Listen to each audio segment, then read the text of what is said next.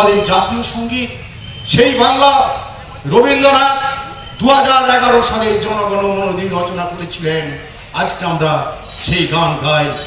মুখ্যমন্ত্রী মমতা বন্দ্যোপাধ্যায়ের ডাকে বাংলা ভাষা বাঁচাও আন্দোলন করতে গিয়ে গোঘাট 1 নম্বর পঞ্চায়েত সমিতির সহসভাপতি তথা গোঘাটের দাপুটের নেতা নারায়ণ চন্দ্র পাঁজা বললেন 2011 সালে রবীন্দ্রনাথ জাতীয় সঙ্গীত রচনা করেছিলেন। আবার রবীন্দ্রনাথ বলেছিলেন, কারার এই লৌহ কপাট ভেঙে ফেললে লটা। গোঘাট থানার বাসস্ট্যান্ড রবিবার বিকেলে আন্দোলনের জন্য মঞ্চ বেঁধে বক্তব্য রাখছিলেন এই তৃণমূল নেতা। আর সেই বক্তব্য নিয়ে এবার কটাক্ষের মুখে পড়লেন তিনি। কটাক্ষ বিরোধীদের। এদিন শুভেন্দু অধিকারী মগরার একটি পদযাত্রায় সাংবাদিকদের সামনে বলেন, গোঘাটের নারায়ণ চন্দ্র পাঁজার এই যে বক্তব্য তা নিয়ে তিনি চরম ক্ষোভ প্রকাশ করেন। এ বিষয়ে তিনি কি বললেন দেখুন সরাসরি। 24 আওয়ার্স আরামবাগের রিপোর্ট। সেই বাংলা রবীন্দ্রনাথ 2011 সালে জনগণ মন রচনা করেছিলেন। আজকে আমরা সেই গান গাই।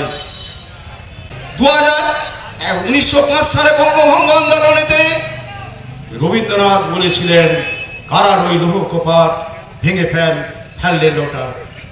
আজকে আমাদের জাতীয় সঙ্গীত সেই বাংলা রবীন্দ্রনাথ 2011 সালে জনগণ মন রচনা করেছিলেন। আজকে আমরা সেই গান গাই। 1905 সালে বঙ্গভঙ্গ আন্দোলনেতে রবীন্দ্রনাথ বলেছিলেন, কারার ওই লৌহ কপাট ভেঙে ফেললে লোটা। আপনার নারায়ণ পাঁজা গোঘাটের নেতা, তিনি বলছেন 2011 সালে রবীন্দ্রনাথ ঠাকুর জাতীয় সঙ্গীত লিখেছিলেন, সেটা নাকি গাওয়া হয়। এই তো তৃণমূলের অবস্থা। অশিক্ষিত, বর্বর, তোলাবাজ, চোর, ধর্ষণকারী, ডাকাত, লম্পট, গোটা রাজ্যে যত ডাকাত ধরা পড়ছে সব তৃণমূলের নেতা। আসানসোলে যেটা ধরা পড়েছে ওটা মলয় ঘটকের লোক।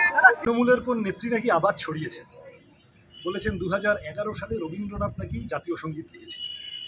আরে এদিকে কাঙ্গনা রানাউত, সে 2014 সালের আগে স্বাধীনতা দেখতে পায় না, আর এদিকে তৃণমূল, সে 2011 সালের আগে জাতীয় সঙ্গীত দেখতে পায় না। এইসব বোগাস। অবশ্য এদেরকে বলে কি হবে?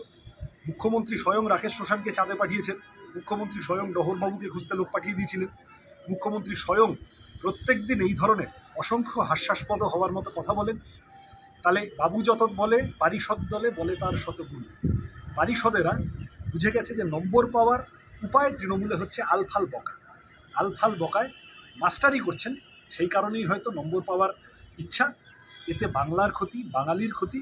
এই কারণেই আমরা বলছি তৃণমূলের হাতে না রবীন্দ্রনাথ সেফ, না জাতীয় সঙ্গীত সেফ, না বাংলার মানুষের ভবিষ্যৎ